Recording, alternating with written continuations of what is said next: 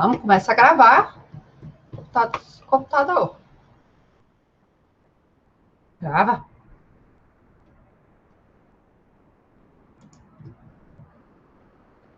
A gata passando. Então, boa noite a todos. Quero pedir desculpa pela semana que vem. Nós vamos compensar essa aula de alguma forma, num sábado, tá? Aquela aula perdida, então não se preocupem. E hoje nós vamos dar seguimento na nossa disciplina. Vamos falar um pouquinho de direito dos alimentos, que é uma parte essencial no direito de família. Tudo bem, Miguel? Boa noite. Então, nós vamos começar a falar de alimentos.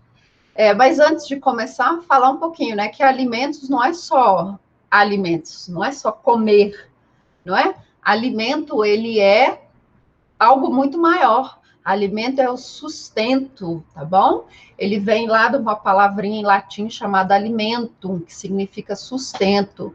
Então, o alimento, ele é mais amplo do que só comer.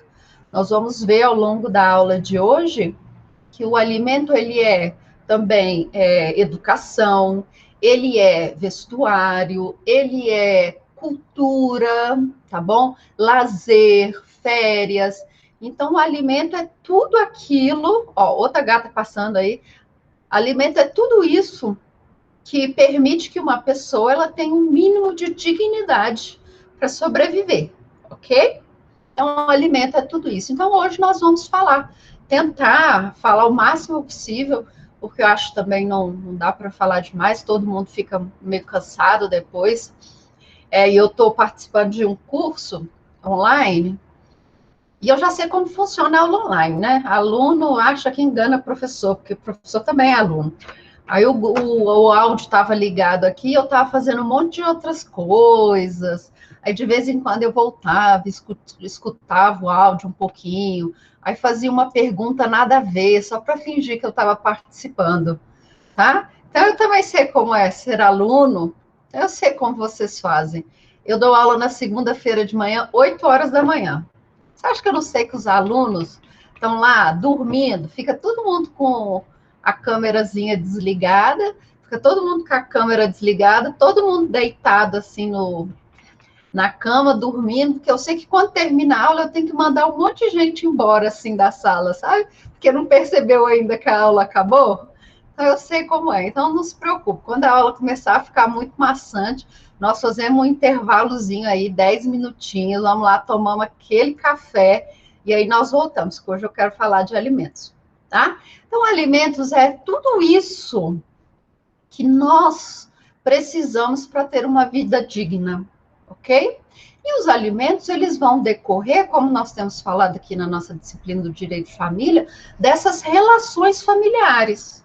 Então, quem deve alimentos a quem? A quem tem essa relação, tá? Então, os alimentos, eles vão se manter nessa relação familiar, tá bom? Então, essa relação familiar vai gerar essa obrigação de alimentos. E aí nós vamos ver ao longo da aula que esses alimentos, eles podem passar do pai para o filho. Então, se o pai tem uma obrigação de alimentos, esses alimentos vão passar do pai para o filho quando o pai falecer. O filho vai passar a ter dever de alimentos que o pai anteriormente também tinha, tá? Então, nós vamos ver que esses alimentos, eles são algo assim que transcendem, tá? A figura do alimentante. E também quero que vocês participem muito, porque na aula de alimentos todo mundo conhece um caso, não é verdade? Todo mundo sabe uma história de alguém que precisou de alimentos, alguém na família. Eu já disse para vocês que na minha família tem caso para tudo, não é? Na minha família tem caso para tudo. E hoje eu também. Tem casos de alimentos aqui para contar, ó. Dá para fazer até um livro da quantidade de casos de alimentos que eu tenho para contar aqui que aconteceram na minha família. Tá bom? Então, se você também tiver algum caso e queira contar, vamos trocar ideias. Se você tem dúvidas contra alimentos, nós vamos trocar ideias também. Vamos falar de prescrição de alimentos, vamos falar de prisão, tá? O que acontece com a prisão, o que vira, e vamos falar dos meninos que deixam de pagar pensão alimentícia, não é verdade? Que tanto que pode cobrar de pensão alimentícia, isso tudo nós vamos falar na aula de hoje. Combinado? Então, para começar, aquela coisinha, vocês já estão de saco cheio, né? A nossa apresentação, mas infelizmente. Só um minutinho, gente, eu peço desculpas, porque hoje é o dia da entrega da monografia. Então, o que eu estou recebendo de mensagem, não tem jeito, é professor.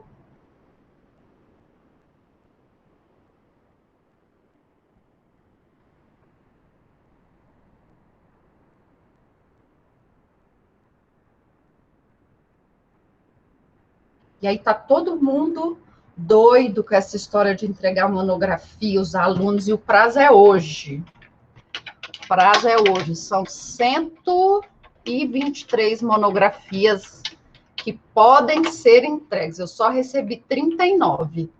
Então, vocês conseguem imaginar a quantidade de gente que ainda não mandou a monografia. Então, vamos voltar, não é? Estava só esperando a Veridiana chegar aqui para começar a aula.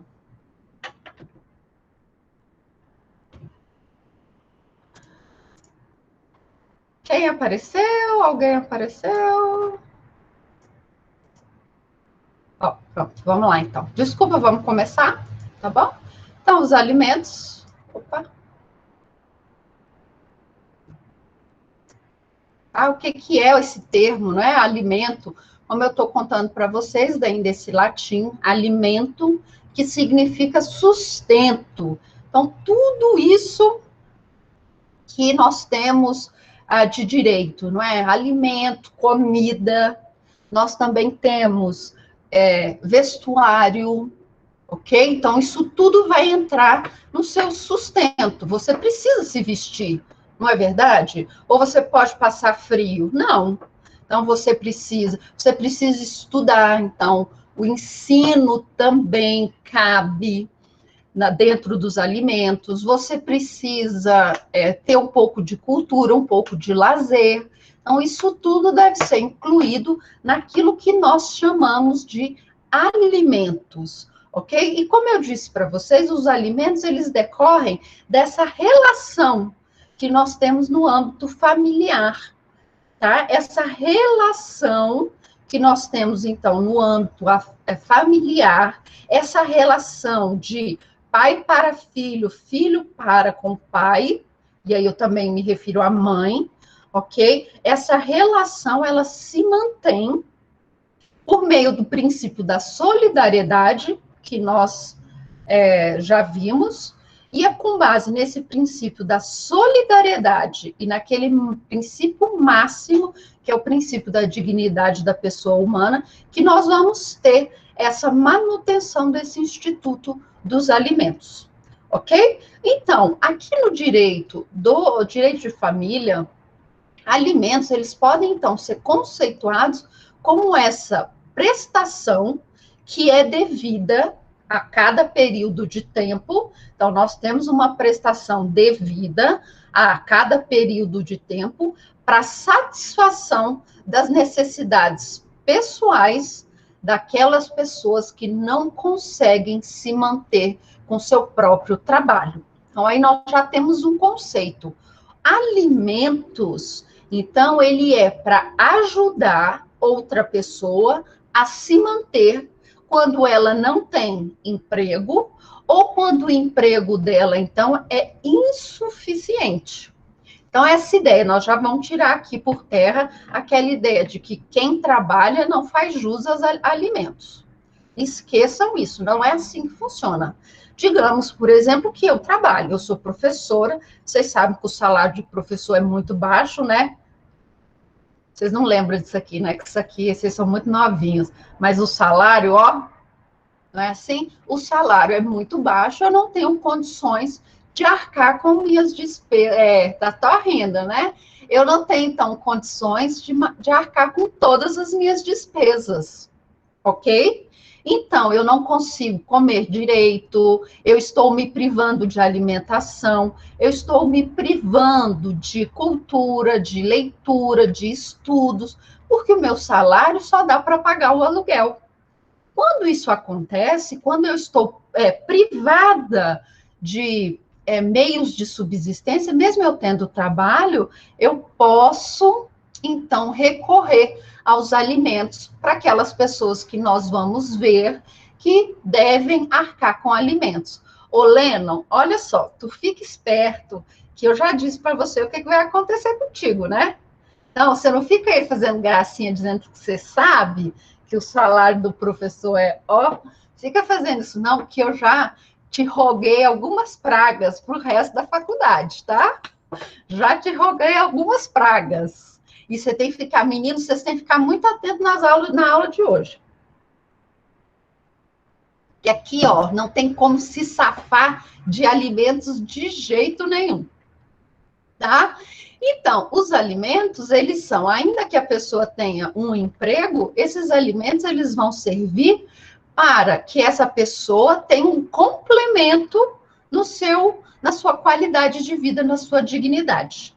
Tá? Então, eu coloquei para vocês que os alimentos, eles vão abarcar todos aqueles itens que são essenciais na vida de uma pessoa. Ah, professor, mas e de uma criança? Ah, de uma criança nós temos muita coisa. Nós temos, por exemplo, um plano de saúde, nós temos consulta, nós temos fralda, nós temos roupa, porque a criança vai crescer muito rápido, tá bom? Então, tudo isso também vai entrar nos alimentos da criança. Sabe o que mais vai entrar nos alimentos do bebezinho, que você não está contando aí? Proporcional dessa criança no aluguel da casa, proporcional dessa criança na conta de luz, na conta de gás, tudo isso conta, tá bom? Então, às vezes as pessoas falam assim, mas criança não gasta nada. Gasta. Quando você for colocar lá na pontinha do lápis, e vocês, advogados, vão ter que começar a fazer isso, quando vocês forem fazer ação de alimentos, nós vamos colocar na ponta do lápis tudo. Quanto que gasta, por exemplo, para levar a criança para a escola, nós também vamos ter isso, vai ter que pagar a gasolina, tá? Também tem que colocar o proporcional de gasolina, o proporcional de, às vezes tem uma secretária do lar, então você tem que fazer o proporcional daquela secretária do lar. Então, tudo isso nós vamos incluir nessa parte de alimentos, beleza? Onde nós vamos tratar de alimentos? Onde nós vamos ver a legislação que vai falar sobre alimentos? Tá bom? Nós vamos ver lá no nosso Código Civil, no Código de Processo Civil e, no mais importante, na Lei de Alimentos.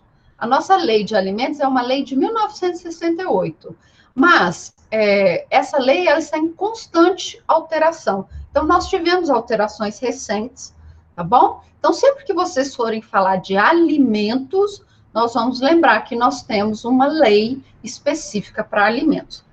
Nós temos leis aqui no Brasil para praticamente tudo, tá? Praticamente tudo. Hoje, por exemplo, eu passei para o pessoal de prática do 7º semestre, eu passei para eles uma ação de investigação de paternidade pós-mortem, num caso de uma pessoa que tinha uma relação que não era de casamento, era uma união estável. Então, quando a criança ela é de uma união estável, ela nasce, né, fruto de uma união estável, não existe a presunção da paternidade. Nós vamos falar disso mais para frente, tá? Quando a pessoa é casada, se eu sou casada e eu tenho um filho, presume-se que esse filho é do meu marido. Tá? Então, lá, automaticamente, na certidão de nascimento do meu filho, vai estar o nome do meu marido. Agora, se eu vivo numa união estável, essa presunção de paternidade não é imediata.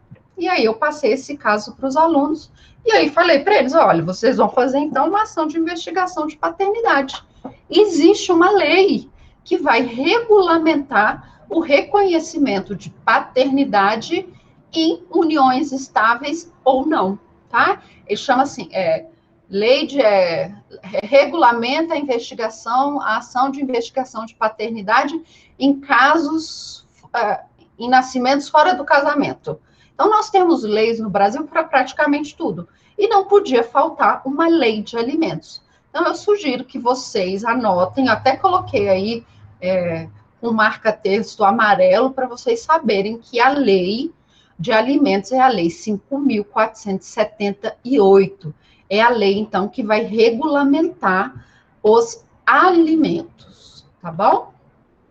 Tá? Lá no Código Civil, nós vamos ter, então, a partir do 1694. Então, a partir do 1694, nós já vamos ter, então, a parte dos alimentos, beleza?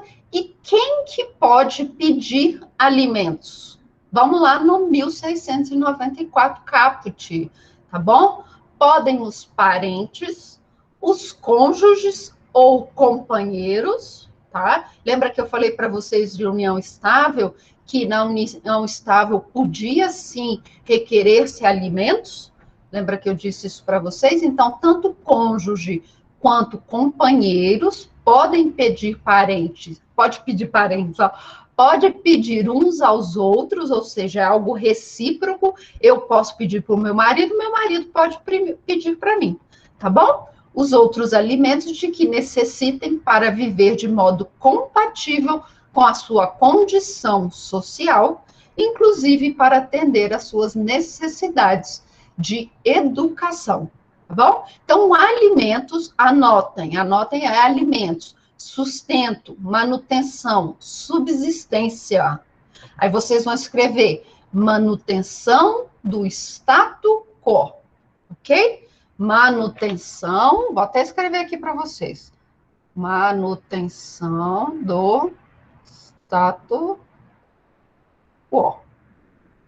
Então, eu preciso, nos alimentos, manter aquele status quo, aquela condição que eu tinha pretérita, ok? Então, os alimentos, eles vão servir para isso, para eu manter aquela condição de vida que eu tinha pretérita, ok? Por exemplo, no caso de casamento, se eu tinha, vamos lá, eu sou casada com uma pessoa multimega milionária, tá? Multimega milionária. Todo ano nós fazemos pelo menos 5 viagens internacionais, tá? Digamos que isso aconteça. Ô, Glória, meu marido podia tanto ganhar na Mega Sena, tá? No mínimo 5 viagens por ano nós fazemos. Num caso de separação, eu preciso manter essa condição que eu tinha. Então, eu tenho que continuar fazendo 5 viagens internacionais. Tá bom? Mas tudo isso tem um limite. Ok? Aí nós vamos ter, então, as terminologias. Quais são os termos que nós utilizamos quando nós falamos de alimentos? Ok? O alimentando ou alimentante é aquele que tem o dever de alimentar, tá bom? Então, o alimentando ou alimentante é aquele que tem o dever de alimentar. Então, o alimentando / alimentante é quem tem o dever de alimentar. Por que eu estou falando isso? Porque é uma relação, os alimentos são uma relação recíproca. Do mesmo jeito que os meus pais têm o dever de me alimentar no sentido genérico, ok? Esse sentido genérico de manter a minha subsistência, manter a minha dignidade, ok? Eu também tenho para com eles. Então, numa situação, por exemplo, eu contei para vocês, o salário de professor é, ó, tá? O salário de professor, eu não consigo arcar com as minhas despesas, eu estou passando dificuldade, beleza? Diante dessa situação, eu posso requerer aos meus genitores que eles me paguem alimentos, que eles me deem alimentos, tá bom? Agora, digamos uma situação inversa. O meu pai é aposentado, meus pais são aposentados, né? Pelo INSS. Então, você já sabe que a aposentadoria do INSS é desse tamanhozinho. Meus pais recebem, então, lá a aposentadoria pequenininha lá do INSS, está longe de seu teto. Digamos que o meu pai precise, meu pai já está com 74 anos, o meu pai precise de alimentos, porque a aposentadoria que ele tem é insuficiente para pagar, por exemplo, o plano de saúde. Então, os rendimentos dele não cobrem o plano de saúde. E ele precisa, então, que os filhos, a partir de determinado momento, passem a arcar com essas necessidades básicas que ele possui. E aí ele pode, então, me cobrar alimentos. Eu passo a ser, então, o alimentante. O alimentado é aquele que vai receber os alimentos, ok? Então, o alimentado é quem recebe os alimentos, combinado? Então, alimentante ou alimentando é aquele que tem o dever de alimentar, e o alimentado é aquele que vai receber os alimentos, ok? Combinado? Então, o alimentado é aquele que vai receber os alimentos. E quem pode ser, então, alimentado? Aquele que tem uma relação de parentesco, ok? Então, aquele que tem uma relação de parentesco pode ser o alimentado. Beleza? Dúvidas até agora? Não? Vou seguir. Então, quais são os fundamentos da fixação dos alimentos? Tá? É a manutenção, como eu disse para vocês, desse status quo ante. Manutenção desse status quo ante. É você permitir que aquela pessoa mantenha aquele padrão social que ela tinha. Então, digamos que eu seja casada, então, com essa pessoa mega milionária. Eu tenho 2 filhos com ele. Nos separamos. Eu, professor, o salário, ó, tá? Eu vou conseguir sozinha dar aos meus filhos a mesma condição social que eles tinham anteriormente? Não. Então, os alimentos, eles vão servir para fazer essa modulação, para que os meus filhos possam ter o mesmo padrão social que eles tinham antigamente. Combinado? Mas pode ser alguma coisa exagerada? Aí eu vou entrar nos casos que eu já disse para vocês que aqui na minha família tem tudo, tá? Eu tenho uma prima distante que tinha um namorado e ficou grávida do namorado, tá bom? Ela ficou grávida do namorado e aí um belo dia ela me falou, olha, eu tô grávida, eu quero fazer, a criança nasceu, eu quero fazer o exame de DNA e eu quero pedir pensão para ele me ajudar a cuidar da filha dela. Essa é minha prima distante. Né? É aqueles primos que a gente nem mais vê. A Ludmila está fazendo uma pergunta. Ludmila, segura essa pergunta, tá? Segura essa pergunta daqui a pouquinho, que eu já vou te responder, tá? A Ludmila está fazendo uma pergunta muito interessante aqui. Ela fala assim, professor, uma dúvida. Quando o pai não teve participação na vida do filho, quando esse pai ficar idoso, o filho tem de obrigação de arcar com os alimentos? Sim, tá? Mas eu vou falar disso daqui a pouco, tá? Então, aguarda só um minutinho. Eu vou te falar por quê, tá? Bom? Então, essa minha parente, prima da minha mãe, na verdade, essa minha parente, ela queria pedir alimentos. Tá bom. E aí eu sentei um dia com ela e ela falou, não, porque o pai da minha filha é muito rico. Eu vou pedir alimentos. Eu falei, tá bom, e quanto você vai pedir de alimentos? Aí ela disse, 30 mil reais. 30 mil reais. Eu falei, o quê? Se a Luciana Gimenez, gente, na época da Luciana Gimenez, né? Se a Luciana Gimenez pode pedir 30 mil, por que eu não posso pedir? Ok? Então, vamos lá. Se a fulana pode pedir, por que eu não posso pedir? É assim que funcionam os alimentos? Não. Tá? Nós vamos ver que existe o princípio da razoabilidade. Tá aqui. O princípio da razoabilidade é aquele que vai falar o seguinte, o contexto social em que aquela criança está inserida, ela também deve ser levada em consideração na hora de fixação dos alimentos.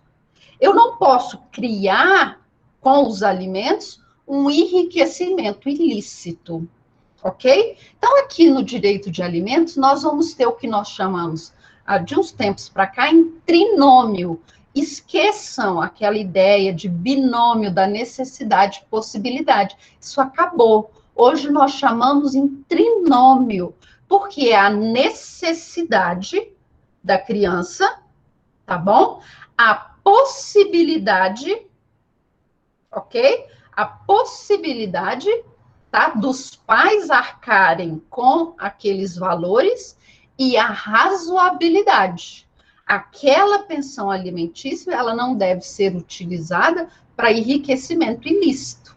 Ela deve ser proporcional ao contexto social em que a criança está inserida. E aí tem na doutrina, eles sempre dão esse exemplo na doutrina, é até engraçado, do sertanejo. O sertanejo, ele, cada dia, né, da semana, ele está em um lugar fazendo show, não é assim? Aí o sertanejo está lá, um dia vai para o interior de Minas, vai lá para a minha cidade, que tem 15 mil habitantes, aí ele vai lá para a minha cidade, que tem 15 mil habitantes, beleza? Tá lá, encontra a gatinha, né, mineira, gatinha, papum. Não faz as devidas precauções e engravida a menina, tá? A menina, depois que a criança nasce, entra na justiça pedindo reconhecimento de paternidade e alimentos. Só que esse sertanejo, ele já tem um filho, que também é de um relacionamento assim, vapt-vupt, ok? E esse filho mora na capital. Mora, sei lá, em São Paulo, tá? Mora em São Paulo. Em São Paulo, a pensão que ele paga para o filho dele, digamos que seja 5 mil reais. Vocês acham que lá no interior de Minas, numa cidade de 2 mil habitantes, de 12, 15 mil habitantes, aquela criança vai ter um gasto de 5 mil reais por mês? O que vocês acham? E aí? Eu faço no interior com 5 mil reais a mesma coisa que eu faço na cidade grande, na capital? Vocês acham que 5 mil reais que você ganha aqui no DF é a mesma coisa do que 5 mil reais lá no interiorzinho de Goiás? Não, não é? 5 mil reais no interiorzinho de Goiás, você é rico, não é? Você é rico. Aqui não. Então, a razoabilidade, ela também vai servir para regulamentar essa discrepância. Então, se o sertanejo ele tem um filho que mora na cidade, e ele, na capital, e ele paga na capital 5 mil reais, para aquele outro filho, é filho também, mas que mora lá no interiorzinho de Minas Gerais, ele não vai pagar 5 mil. Tá bom? Porque o contexto social que aquela criança está submetida, dado o princípio da razoabilidade, permite que aquela pensão alimentícia seja menor. Ok? Então, a necessidade, esse trinômio necessidade, a necessidade tem a ver com quanto que o alimentado precisa para sobreviver com dignidade. Tá? Então, um bebezinho, ele vai precisar de menos do que uma pessoa que está, por exemplo, na faculdade. Não é verdade? Então, o bebezinho, por exemplo, ele vai precisar bem menos do que quem está na faculdade. A possibilidade é quanto o alimentante pode pagar. Então, quanto do salário do alimentante, dos ganhos do alimentante, ele pode dispor, tá bom?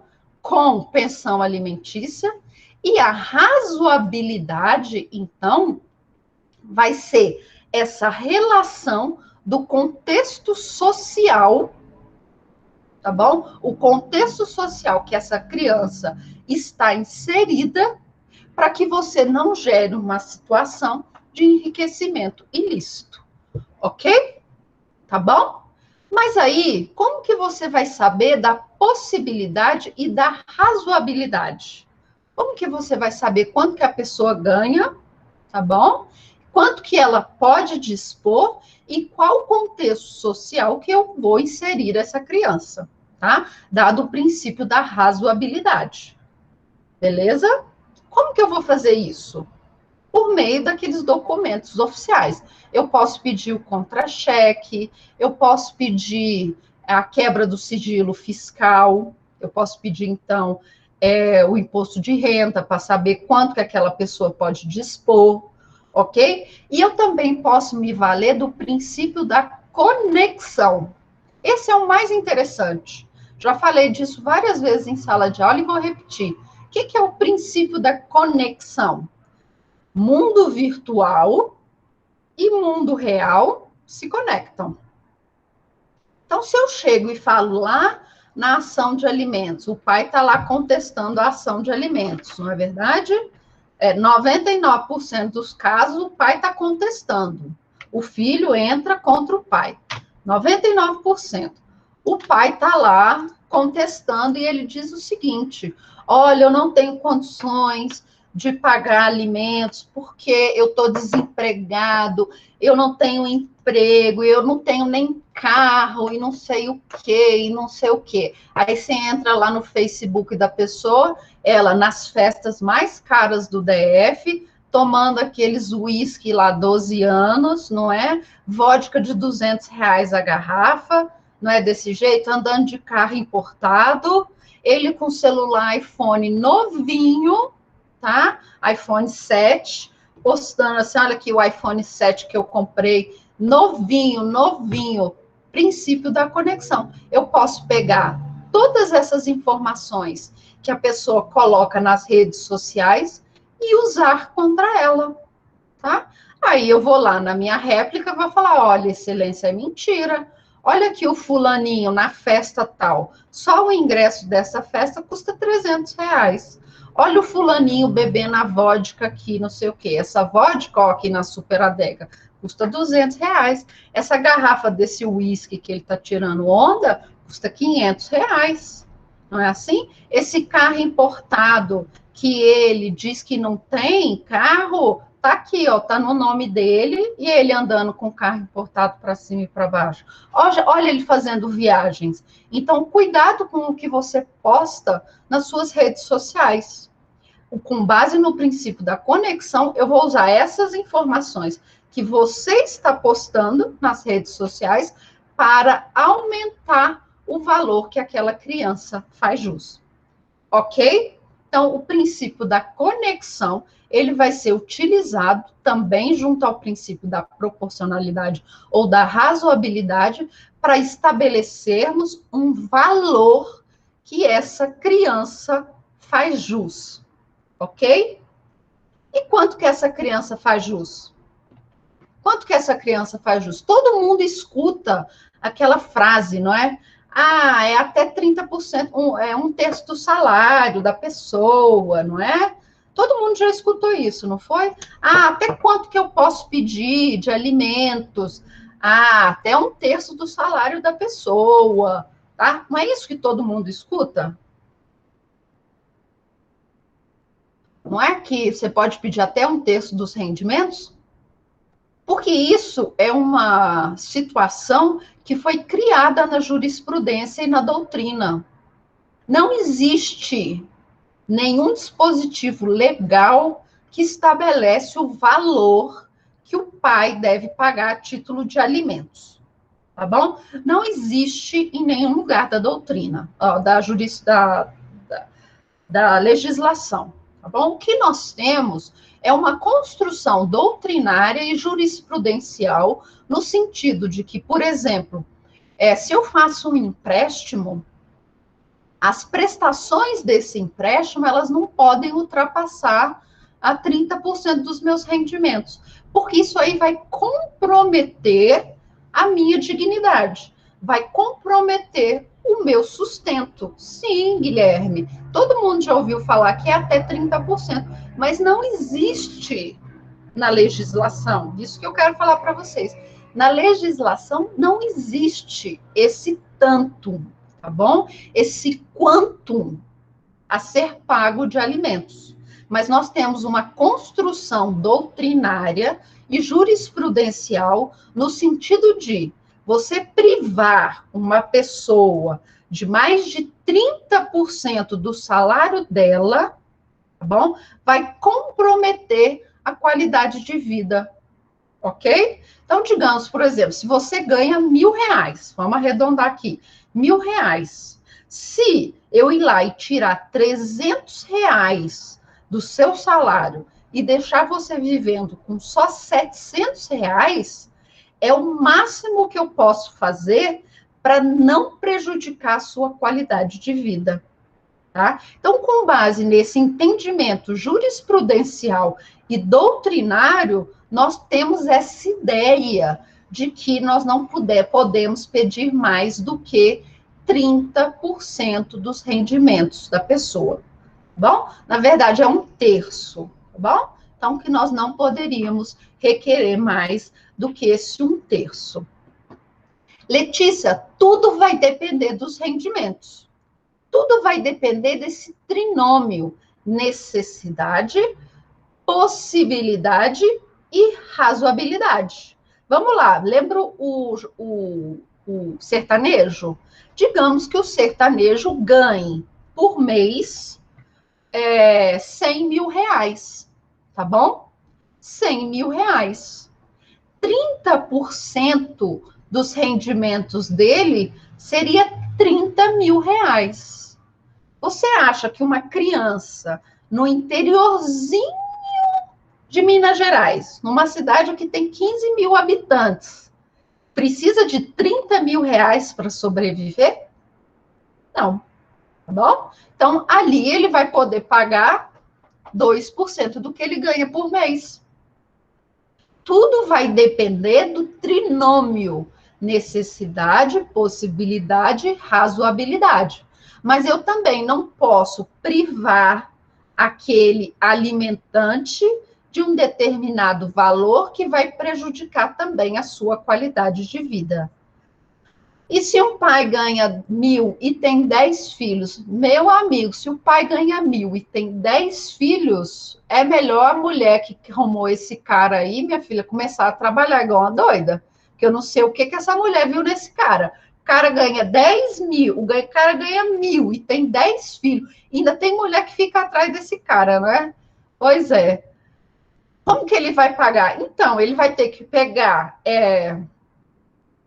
30, 35, 40% dos rendimentos dele e dividir para os 10 filhos. Cada filho vai receber aí R$ 40 por mês de alimentos. 30, 40, R$ 50 por mês de alimentos. Ou não necessariamente cada filho vai receber igual. Digamos que nesses filhos aí, um já está fazendo um estágio. Então, ele não precisa mais receber aquela pensão. Ele pode receber, não sei, o vale transporte, R$ 5, tá? Então, tudo isso é uma questão, então, da necessidade também daquele alimentado. O alimentado, ele pode não precisar tanto quanto o outro. Ou não, ele pode precisar muito mais do que o outro. Ok? Eu tenho casos, por exemplo, em que eu advoguei que o pai tinha 2 crianças. Para uma criança, ele ganhava salário mínimo na época. Nós pedimos uma revisional de alimentos, então, que era para aumentar os alimentos daquela criança, que ele já pagava, porque na época, acho que ele pagava R$ 100, a mãe queria que ele aumentasse para R$ 300, ele ganhava salário mínimo. E ele já tinha uma filha que ele tinha uma despesa grande, porque ela era uma filha que tinha uma lesão cerebral bem grave, então que precisava de um atendimento. Nós conseguimos aumentar a pensão alimentícia de R$ 100 para R$ 150, ok? Conseguimos aumentar em R$ 50, porque ele comprovou que ele continuava ganhando a mesma quantidade, ele continuava ganhando um salário mínimo e ele precisava dispor cada vez mais do seu salário para arcar com os gastos da outra criança. Então, nós não conseguimos igualar os gastos. E ele pagou de 100 e passou a pagar R$ 150 de alimentos. Ok? Então, tudo vai depender desse trinômio: a necessidade, a possibilidade e a razoabilidade. Combinado? E lembrando, então, que não existe na legislação esse valor a receber, tá? Esse proporcional do salário. O que nós temos é uma construção jurisprudencial e doutrinária para que os rendimentos e a pensão alimentícia a ser paga a todos os filhos não ultrapasse determinado percentual do salário da pessoa, do rendimento das pessoas, daquela pessoa, do alimentante, para que o próprio alimentante não se veja numa situação de dificuldade, vamos dizer assim, que a sua dignidade também esteja sendo violada, tá bom? Quais são as características do direito de alimentos? Vamos lá, a primeira característica é que ele é personalíssimo, tá? O meu direito a alimentos, ele é diferente do meu irmão. Somos filhos do mesmo pai e da mesma mãe. Mas o meu direito é diferente do meu irmão, porque eu e meu irmão temos condições de vida e condições sociais diferentes. Tá bom? Então, isso é uma característica minha. Esse é um direito meu. Para cada pessoa há uma necessidade. Tá bom? Então, para cada pessoa há uma possibilidade de pagar, uma necessidade de receber e uma condição social que vai gerar uma proporcionalidade. Tá bom? Então, ele é personalíssimo. Ele é meu. O meu direito a receber alimentos é só meu. Não passa para mais ninguém. Tá? Então, prestem atenção nisso. O meu direito de receber alimentos é só meu, tá? Ele não vai para os meus herdeiros, tá? Ele é só meu. Então, por quê? Porque eu tenho uma possibilidade, eu tenho uma necessidade, os meus pais, eles têm uma possibilidade e eu estou inserida numa situação social que exige que, para que eu mantenha minha qualidade de vida, o meu status quo, eu gaste, eu necessite dessa quantidade. Tá bom? Reciprocidade. Aí eu chego aqui na pergunta da Ludmila. Reciprocidade. Tá? Eu tenho esse dever com os meus pais, e os meus pais têm esse dever para comigo. Eu tenho esse dever para o meu marido, e o meu marido tem esse dever para mim. Eu tenho esse dever com os meus filhos, e meus filhos terão esse dever comigo. Não importa, tá, Ludmila, se a minha relação com meu pai é boa ou ruim.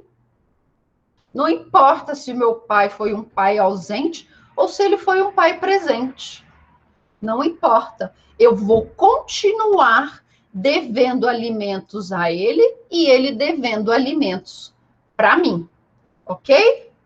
Fernando está perguntando, a cobrança pode ser feita contra mais de uma pessoa? Sim, Fernando, nós vamos falar disso daqui a pouco. Ok? Nós vamos falar disso daqui a pouco. Por quê? Eu, adulta, eu preciso de alimentos. Eu vou cobrar de quem? Eu vou cobrar dos meus pais. Tá? Eu vou cobrar dos meus pais. Essa dívida entre os meus pais é uma dívida divisível. A minha mãe vai pagar a quantidade que ela consegue e o meu pai vai pagar a quantidade que ele consegue. Tá bom? Então, essa minha relação, eu vou pedir, se eu for pedir alimentos, eu vou pedir alimentos para os meus genitores. Eu vou pedir para duas pessoas. Minha mãe vai pagar a proporção que ela consegue e meu pai vai pagar a proporção que ele consegue, tá bom? Aí o Wagner está perguntando aqui, professor, e se o alimentante for um advogado que até hoje não cumpriu com nenhuma das prestações dos últimos 3 anos e está escondido no interior do Ceará, sem nenhum bem no nome dele, como que faz? Wagner, você está sabendo de alguém, não tá, Wagner? Isso aqui é um caso clássico de alguém que está sabendo. Wagner, vou te contar daqui a pouco, quando nós chegarmos lá em prisão do devedor de alimentos, tá? O que nós vamos fazer com esse advogado que está escondido lá no interior do Ceará e que não quer pagar alimentos? Ele deve estar com o nome dele no Serasa, pelo menos. Empréstimo ele não consegue comprar carro financiado, não consegue comprar casa financiada, não consegue fazer nada, tá? Tá? Pode deixar que daqui a pouco nós vamos chegar nesse seu caso, tá, Wagner? Guarda aí. Vamos voltar lá para a Ludmila, tá? A Ludmila e o Fernando fizeram aqui perguntas. Então, Ludmila, eu posso, tá? Como existe uma relação de direito de família, tá? Esse direito, ele é baseado na solidariedade, mas não significa que o outro deixou de ser solidário comigo, essa relação acabou, não. Em algum momento existiu essa solidariedade e se criou esse vínculo de direito de família. Ok? Então, existe esse vínculo de direito de família? Não vai ter jeito. Com base na reciprocidade, que é uma das características dos alimentos, você deve para com seu pai e o seu pai deve para com você. Assim como você deve para o seu irmão.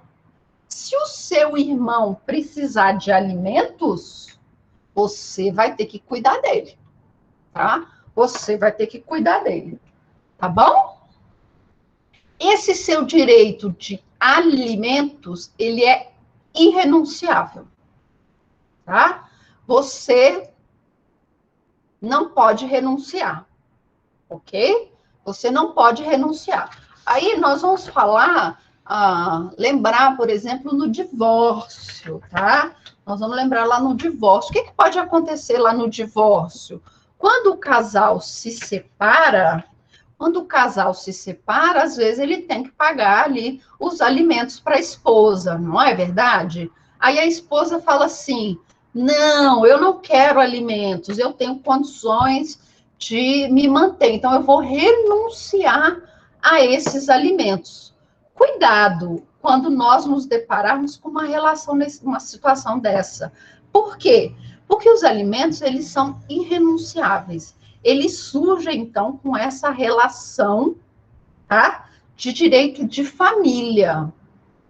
Se daqui 5 anos a sua ex-esposa passar de ter dificuldade financeira, ela pode pedir alimentos para você, tá bom? Nós temos decisões judiciais, inclusive do STJ recente, dizendo que a ex-esposa está em condições financeiras difíceis, às vezes perde o emprego, tá? Você está empregado, está bem? Ela pode pedir alimentos, mesmo se lá na ação de divórcio constar que ela renunciou aos alimentos, tá bom? Então, os alimentos, eles são irrenunciáveis. Você pode não exercê-los, mas você não pode renunciar, tá bom?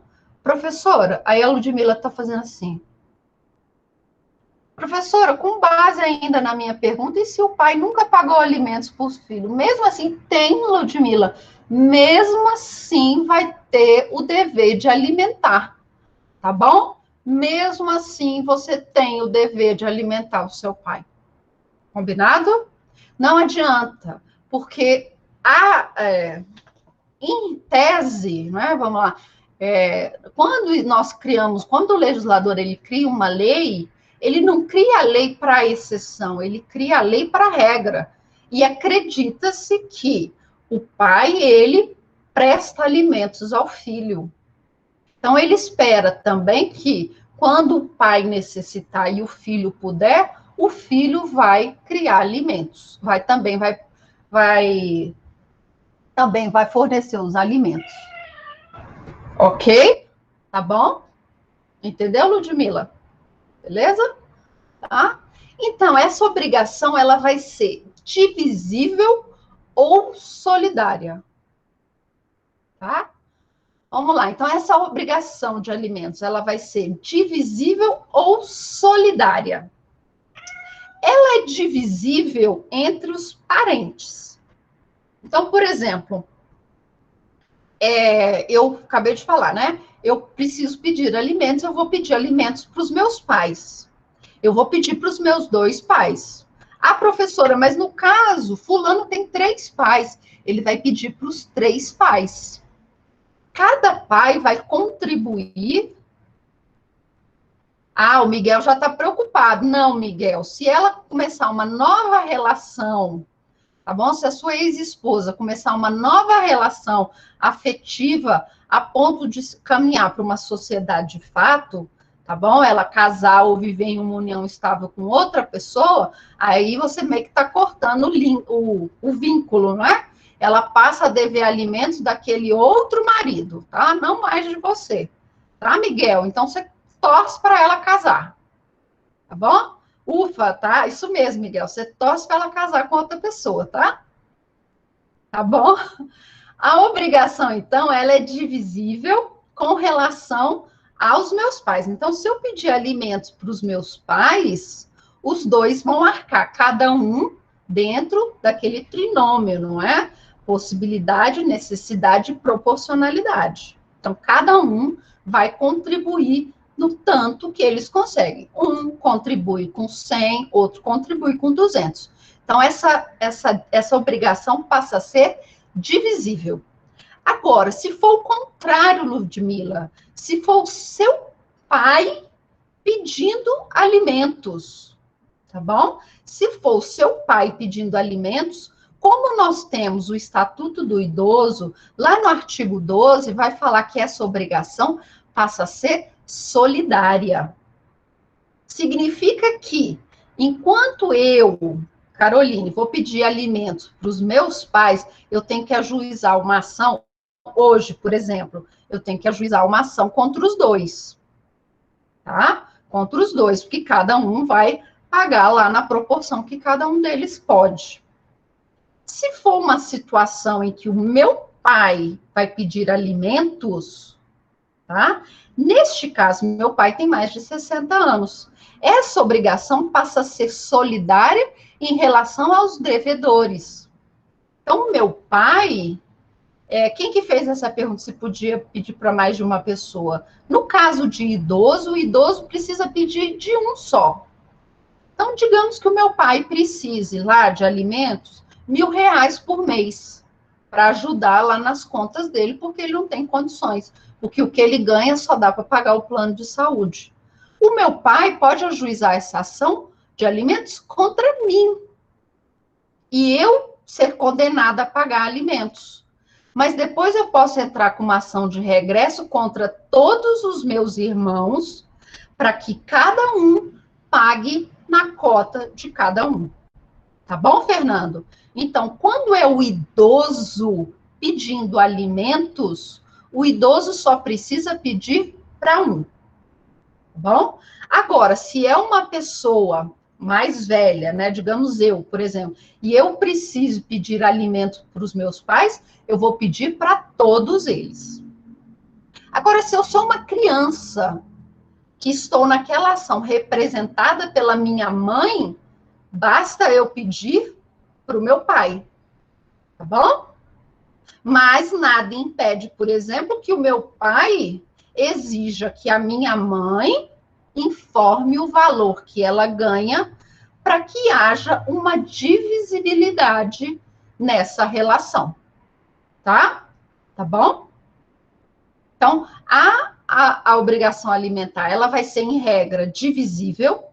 Você vai dividir entre aquele que deve alimentar, mas ela vai ser solidária quando nós formos falar de alimentado, aqui tem um errinho, alimentado idoso.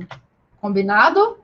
Então, quando nós tivermos o alimentado idoso, ok?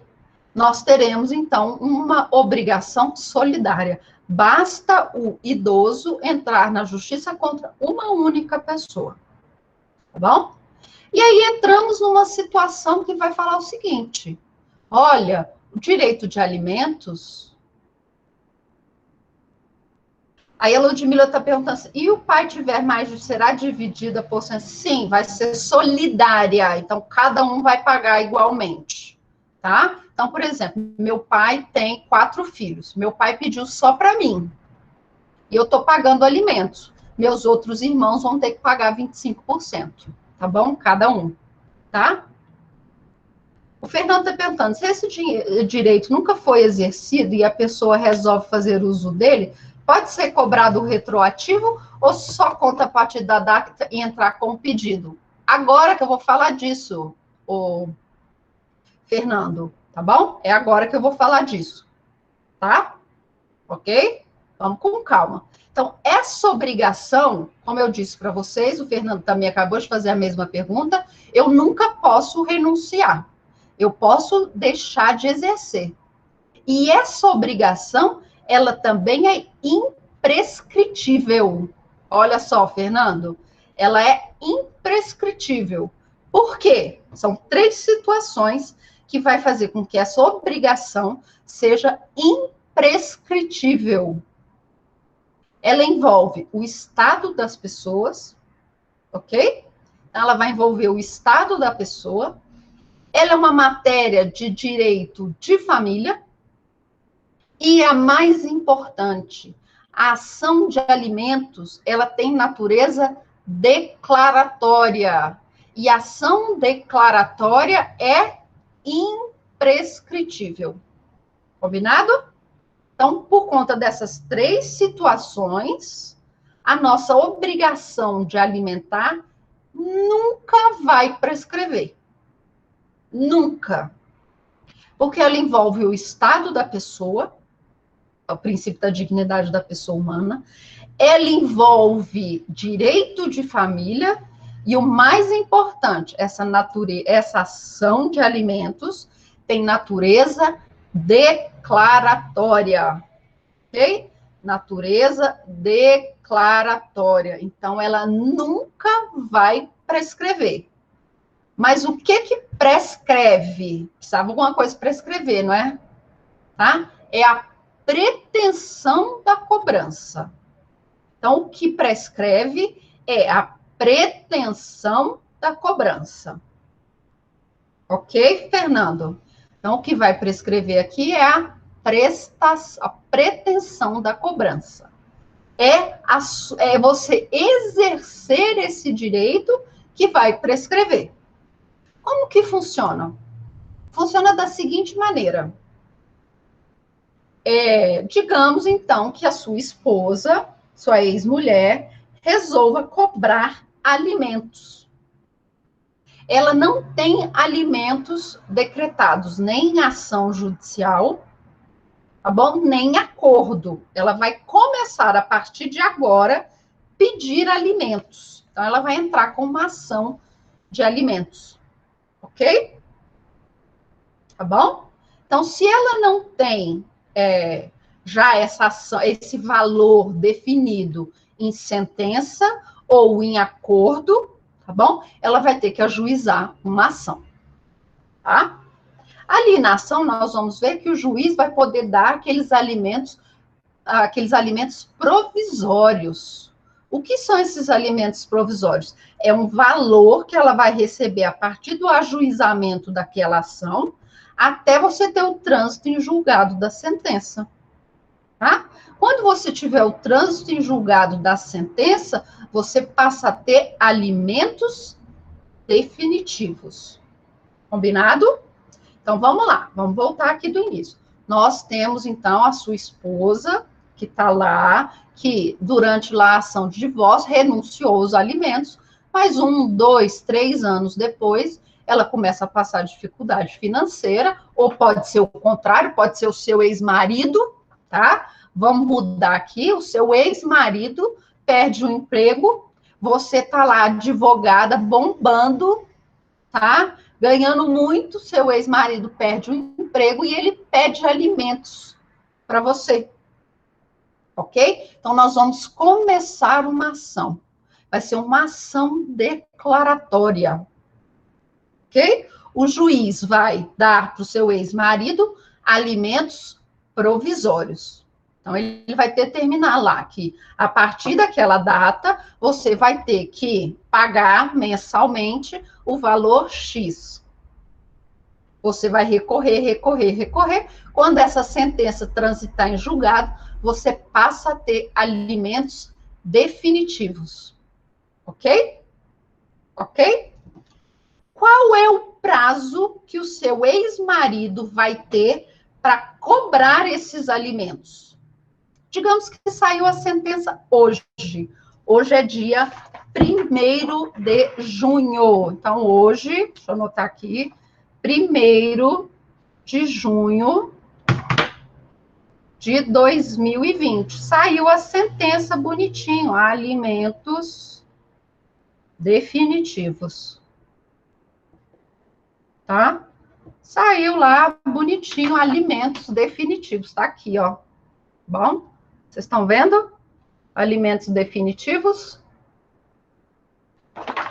Por algum motivo que seja, você conseguiu passar a lábia nele, tá? Você conseguiu passar a lábia nele, e você tem mês que paga um pouco, tem mês que não paga, tá? Aí, às vezes, ele manda umas continhas para você, você vai lá e paga, tá? Mas nunca é aquele valor cheio. Que período que ele tem para poder cobrar esses valores retroativos? 2 anos, ok? Então, a partir do momento em que ele passa a ter alimentos, ele vai ter 2 anos para cobrar esses alimentos.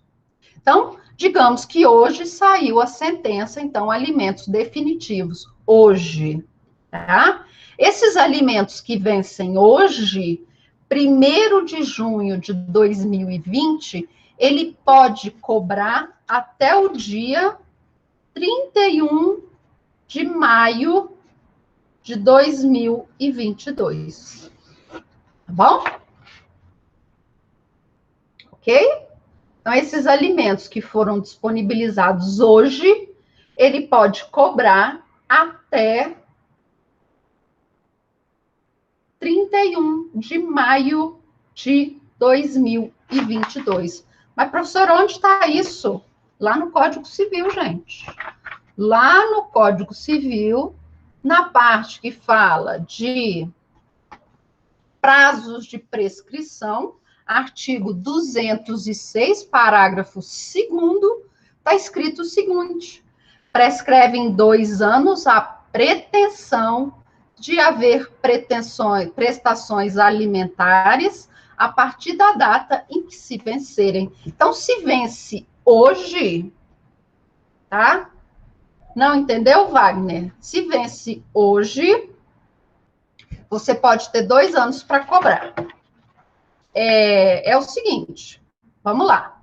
Lembra que desse meu caso aqui, o ex-marido está pedindo alimentos. Aí hoje, dia 1º, tá? De 1º de julho de 2020, eu deveria pagar alimentos, tá bom? Não paguei. Então, alimentos que vão no dia 1º de junho de 2020, eu não paguei. Quando foi 1º de julho de 2020, eu também não paguei. Quando foi no dia 1º de agosto de 2020, eu também não paguei. E assim sucessivamente, tá? Aí um belo dia, esse meu ex-marido resolve me cobrar esses valores que eu não paguei. Ele tem até que dia para fazer essa cobrança? Tá? Ele tem 2 anos. A partir do momento que aquela prestação venceu, ele tem 2 anos para cobrar esses alimentos. Entendeu, Wagner? Entendeu, Letícia? Tá? Digamos, então, que ficou acertado, vamos colocar em números, não é? Digamos que ficou acertado que todo dia 1º eu tenho que dar para ele Isso, a partir da primeira não adimplida, sim, tá? Digamos, então, que todo dia 1º eu tenho que pagar um salário mínimo, tá? Então, todo dia primeiro eu tenho que pagar um salário mínimo. Se hoje, dia primeiro, eu não pagar, ele tem até 2 anos, a partir de hoje, para me cobrar esse salário mínimo, tá? Tá bom? Então, se eu não paguei hoje, ele pode me cobrar esse valor até 2 anos. Ok? Entendeu, Fernando? Você tinha feito a pergunta, né? Se esse direito nunca foi exercido e a pessoa resolve fazer uso dele, pode ser cobrado retroativo ou só a partir da data entrar com o pedido? Só a partir da data que eu entrar com o pedido. Mas presta atenção. Aqui você tem que lembrar de duas situações. Tá? Aqui você tem que lembrar de duas situações. A primeira situação é o seguinte: em que momento eu entrei com o pedido de alimentos, tá? Então, digamos que esse pedido de alimentos, ele aconteceu lá na ação de divórcio, ok? Então, é a partir daquele momento eu posso cobrar 2 anos. Então, sempre 2 anos eu vou poder cobrar esses valores, 2 anos atrasados. Se eu entrei com essa ação hoje, eu não tinha alimentos decretados. Se eu entrei com essa ação hoje, eu não posso cobrar 2 anos para trás. Tá bom? Tá bom, Fernando? E se aí a Lucilene está fazendo, e se o motivo for a pessoa ter ficado desempregada? Sim, a pessoa ficar desempregada é um dos motivos para você requerer ação de alimentos. Tá? Mas como eu disse para vocês no início da aula, a pessoa pode continuar empregada e mesmo assim requerer alimentos, porque o que ela ganha não é suficiente para arcar com as suas despesas, tá bom? Não é o suficiente para que ela viva com o mínimo de dignidade. Beleza? Professora. Tá. Oi. Mas no caso, tipo assim... Quem está fazendo a pergunta? Fernando.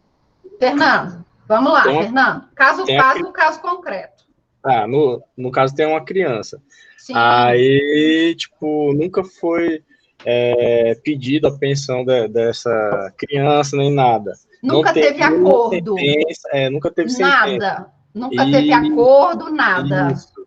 E então, acaba não tem retroativo. correndo atrás. Não existe possibilidade de retroativo. Não. Se não existe acordo, tá bom? Se não existe acordo ou sentença judicial que homologue esse acordo, você pode ter uma sentença ou uma sentença judicial que vai homologar esse acordo. Se você não tem, não há que se falar em retroativo, tá bom?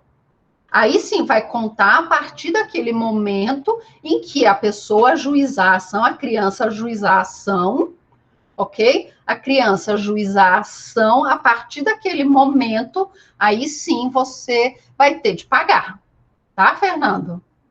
Essa criança, também estou achando, Fernando, você fez um acordo de boca, tá? Você fez um acordo de boca para pagar a pensão e não está pagando a pensão. Mas essa pergunta do Fernando é muito importante, porque o que acontece? Às vezes o casal era namorado, às vezes não tinha uma relação estável, tá bom? E a menina fica grávida, e aí faz um acordo de alimentos, verbal. E aí o pai paga, um dia ele paga, no outro mês ele não paga, aí depois ele paga menos, e aí a mocinha depois, lá na frente, resolve cobrar alimentos, não tem o que cobrar, porque ela não tem nem acordo, nem uma sentença, tá bom? Lucilene, se o alimentante ficar desempregado e não conseguir pagar, querida, que para ele, xadrez, tá? Xadrez. Ele vai ter que convencer o juiz que os seus argumentos são muito bons para ele não ir preso, tá? Tá bom? Vou falar daqui a pouco com relação a alimentos quando não tivermos o pai, tá? Vou falar daqui a pouco dos alimentos avoengos. Mas alimentos avoengos eu vou falar Eu vou falar daqui a pouco, tá? Fernando, entendeu, então? A prescrição, ela só vai ocorrer a partir do momento em que eu tenho uma decisão, tá? Uma decisão judicial, seja de uma ação judicial ou de uma homologação de acordo. Então, a partir daquele momento, eu tenho a obrigação, a obrigação judicial, vou colocar assim, né? Que não é uma obrigação legal, mas é uma obrigação judicial de se prestar alimentos, ok? E é a partir daquele momento que o juiz arbitrar os alimentos provisórios que essa prescrição começa a contar, tá? E é a partir desse momento que eu posso cobrar esses alimentos. Eu não posso cobrar alimentos anteriores se eu não tenho uma sentença ou se eu não tenho alimentos definidos, tá bom? Em acordo. Mas esse acordo não é acordo verbal, não, tá? É acordo judicial, ok? É acordo judicial. Então, meninas, orientem as suas clientes. Ficou grávida? Ficou grávida? Já vamos começar ali com os alimentos gravídicos, ok? Depois dos alimentos gravídicos, os alimentos para criança. Não, tem direito ao FGTS não, tá? Ô, Lucilene, depois nós vamos ver. Se tiver dinheiro, se tiver desempregado, não tiver condições de pagar, pode pegar também, pode ir lá penhorar. Vai penhorar tudo que achar no nome da pessoa, tá? Pode penhorar FGTS, tá? Tá bom? Tá? Mas aí vai ser na ação que nós vamos falar daqui a pouco, tá? Então, nós temos, então, com a prescritibilidade dessa cobrança, a prescrição parcial, ou seja, é essa que eu acabei de ler para vocês, a do artigo 202,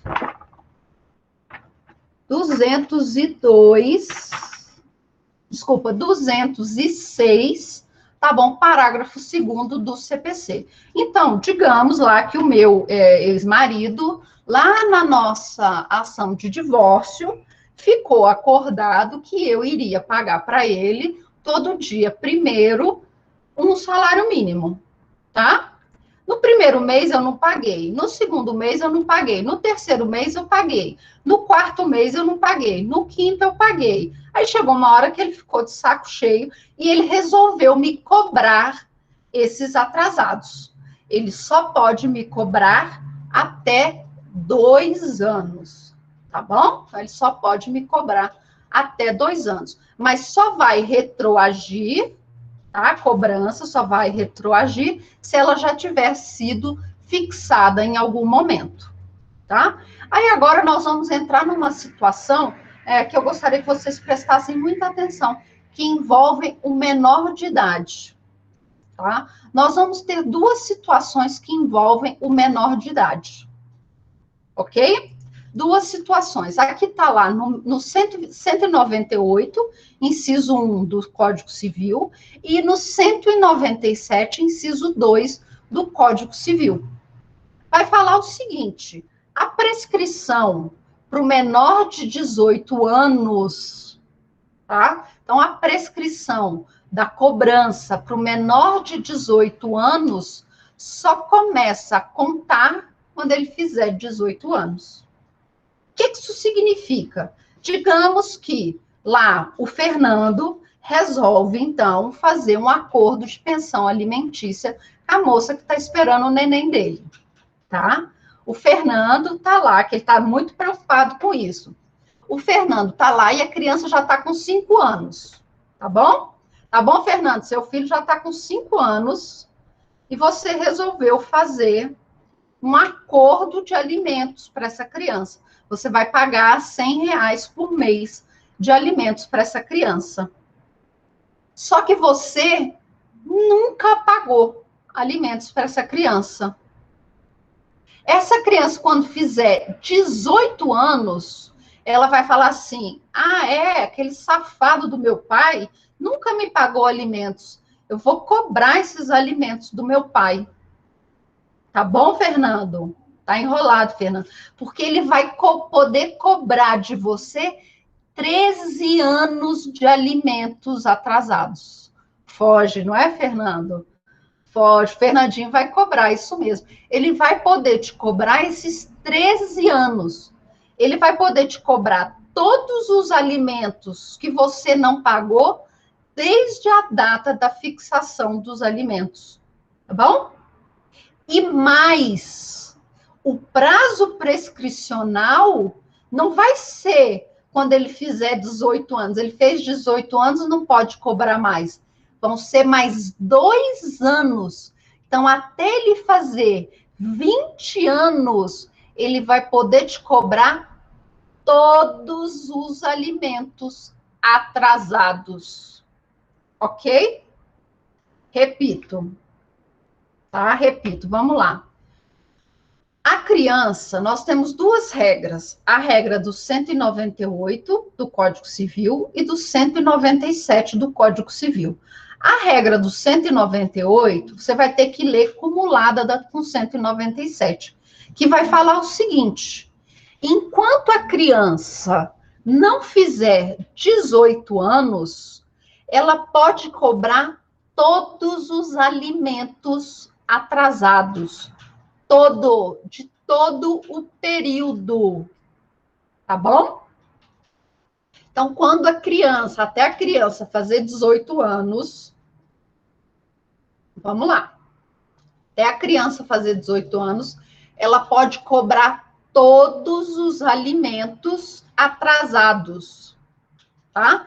Desde a data da fixação, seja por acordo ou seja por sentença, tá?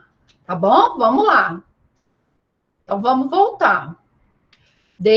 Então, a criança, até ela fazer 18 anos, ela pode cobrar todos os alimentos, desde a data que foi fixado, tá bom? Seja fixado por meio de um acordo judicial, foi lá, fez um acordo, homologou o acordo, o juiz deu a sentença de homologação do acordo, ou foi uma decisão, todo mundo brigou e o juiz deu uma sentença, tá bom? Então, a partir daquele momento, daquela sentença, ele vai poder cobrar todos os alimentos, tá? Que deve até 18 anos. Só que a prescrição, o 197, vai falar o seguinte: só que a prestação para essa pessoa só começa a partir dos 18 anos. Então, ele vai ter mais 2 anos para poder cobrar esses alimentos atrasados. Tá bom? Então, ele vai ter até 20 anos para cobrar todos os alimentos atrasados. Combinado? E quem tem de provar que pagou os alimentos? O pai.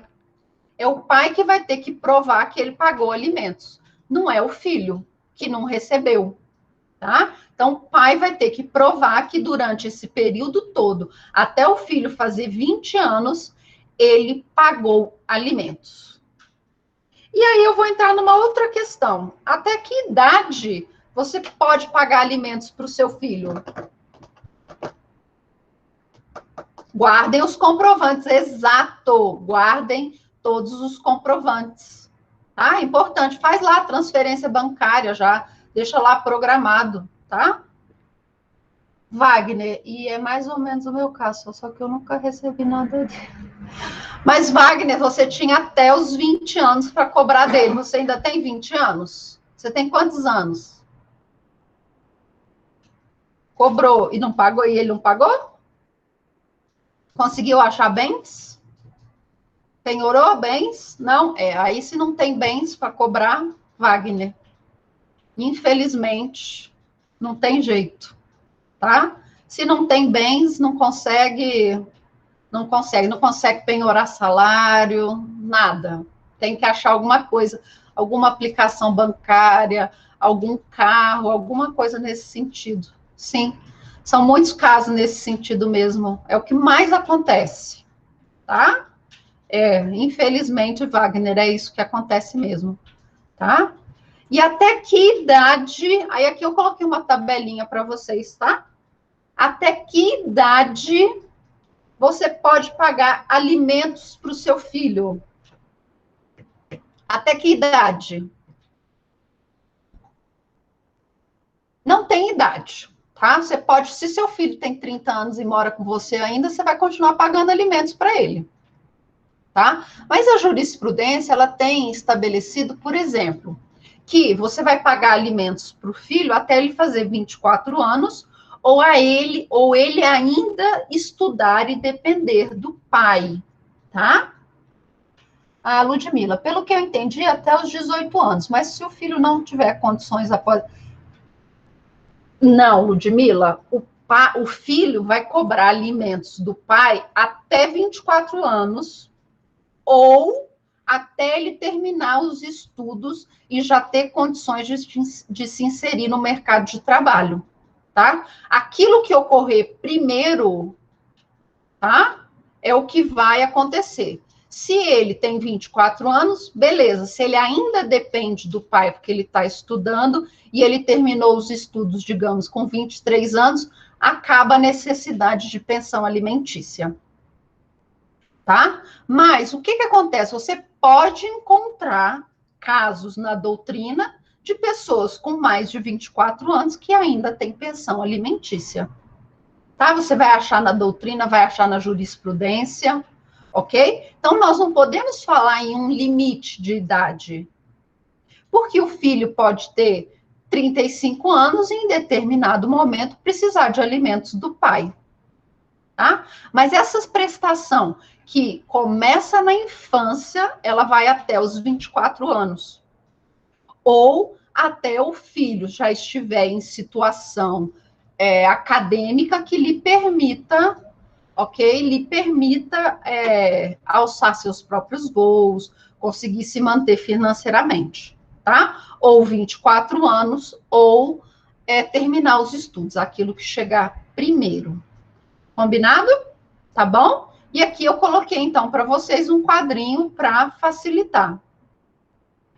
Que os direitos dos alimentos, ele não tem prazo, tá bom? É a pretensão que tem prazo, tá? Então, se você vai hoje pedir alimentos, você nunca pediu alimentos, e hoje você vai pedir, você pode pedir a qualquer momento, tá? Aí eu trouxe esse quadrinho aqui para facilitar depois o estudo de vocês, tá bom? Continuando as nossas características. Quantas horas? Porque ainda tem muita coisa para falar. Quantas horas? Nossa, já? 8h45? Vamos continuar só um pouquinho aí, daqui a pouco nós damos um intervalo, tá? Combinado? Aí nós damos um intervalozinho de 10 minutos, que é o tempo de beber água, e aí voltamos, tá? Ou continuando, então, as nossas características desses direitos de alimentos.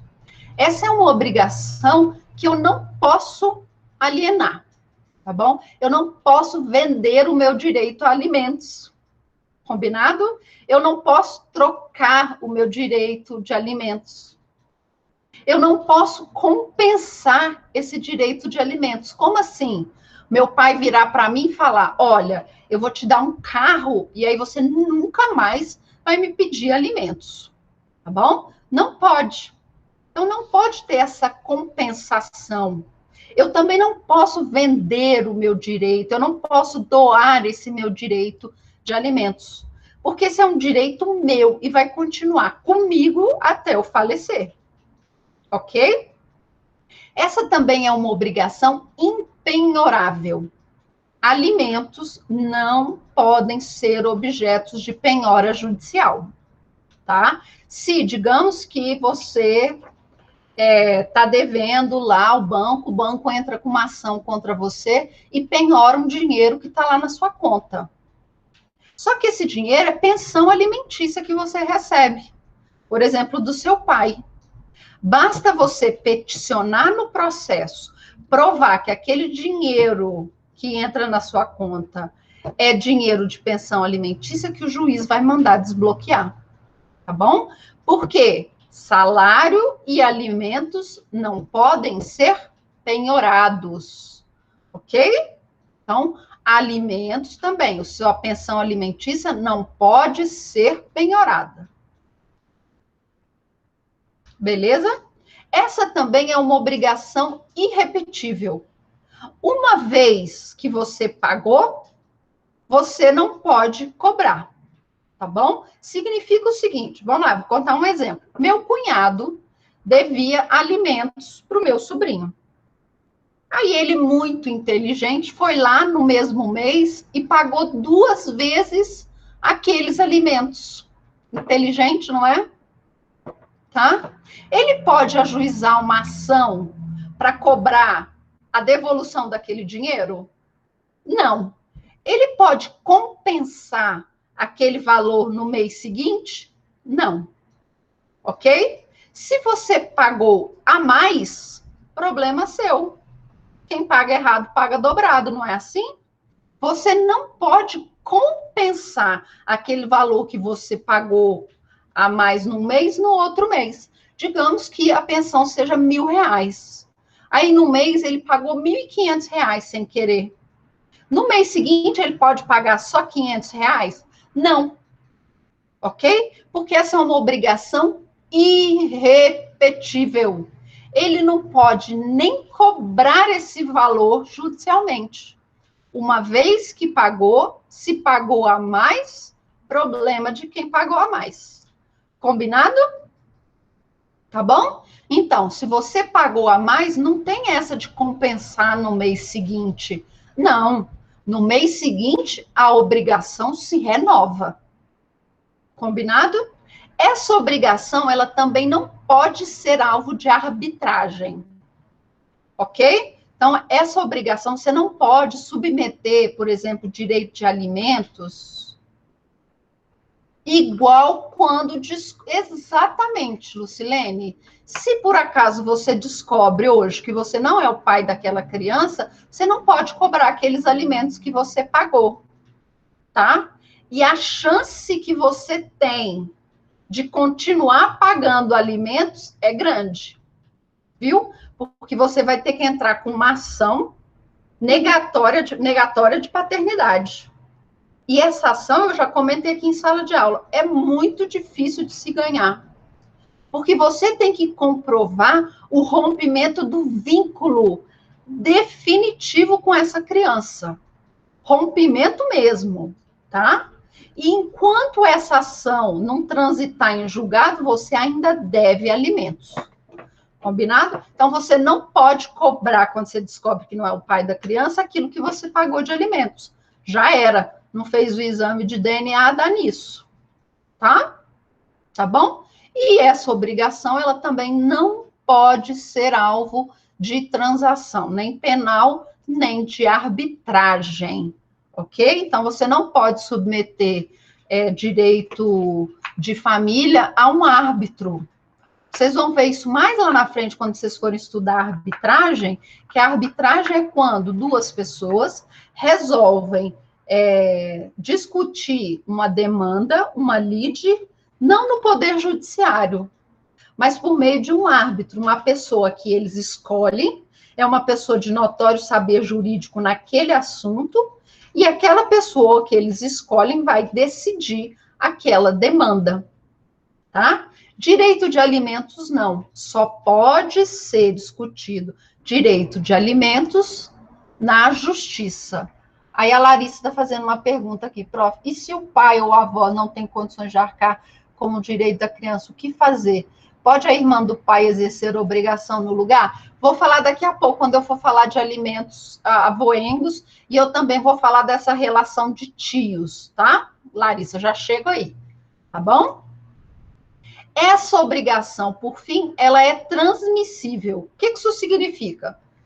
Eu tenho direito a alimentos. Quando eu morrer, essa obrigação de alimentos acabou. Tá bom? Tá? Eu tenho direito a alimentos. Mas digamos que eu tenha o dever de alimentos a uma determinada pessoa e eu faleço. Esse dever de alimentos ele vai continuar, tá bom? Esse dever de alimentos vai continuar com os meus sucessores. Vamos colocar aqui um caso prático que vocês vão entender melhor. Digamos, por exemplo, que o pai, ele tenha um filho que tenha algum problema, seja portador de alguma necessidade grave. E ele tem de pagar alimentos para essa criança que tem essa necessidade especial grave. Se o pai falecer, tá bom? Essa criança não continua precisando de alimentos? Quem vai passar a dever esses alimentos? Os filhos. Combinado? Então, o direito de alimentar, ele transmite para os herdeiros. E ele só cessa quando o alimentado falece. Combinado? Então, anotem. O direito de alimentar, o dever de alimentar,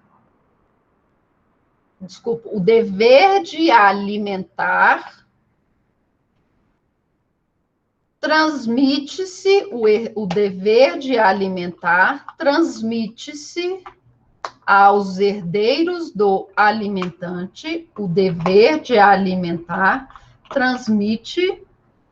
se transmite para os herdeiros do alimentante e só cessa e somente cessará com a morte do alimentado.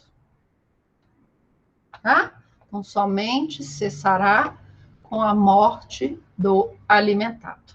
Beleza? Alguma dúvida com relação às nossas características?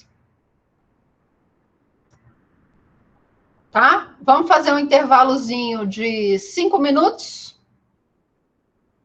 Vamos fazer um intervalozinho de 5 minutos? Fernando deu a dica que isso mesmo, Fernando. Guardem os comprovantes, faça o DNA e se você assumiu, se ferrou, não é? Ô, Wagner, vou disponibilizar também, tá bom? Vou disponibilizar também, mas vamos fazer um intervalo, porque agora já vão dar 10 horas, 9 horas. Vamos fazer um intervalozinho de 5 minutos, que é o tempo de beber água. E aí nós voltamos, tá bom? Porque eu quero continuar um pouco mais para compensar aquela aula que eu faltei na semana passada. Combinado?